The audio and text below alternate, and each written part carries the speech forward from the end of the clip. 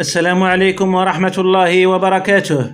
دعا حسن العنصر البرلماني عن الفريق الحركي بمجلس النواب الحكومة إلى تخصيص دعم استثنائي لفائدة الأسر الفقيرة استعدادا لعيد الأضحى.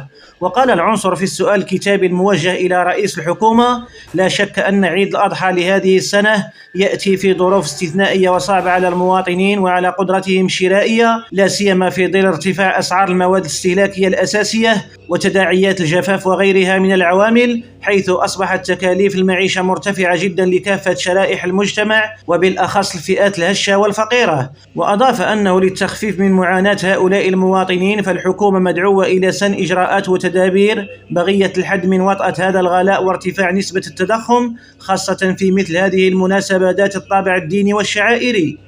واقترح العنصر سلك الحكومة نهج العديد من الدول والحكومات التي اتخذت قرارات هامة لمساعدة مواطنيها على تجاوز هذه الأزمة الاقتصادية، خاصة الفقيرة منها، كفرنسا وإسبانيا اللتين قامتا بمنح مواطنيها ما يسمى بشيك الطعام يتراوح مبلغه ما بين 200 و 300 يورو لمساعدة العائلة الفقيرة تلك التي توجد في وضعية هشاشة بالوسطين الحضري والقروي.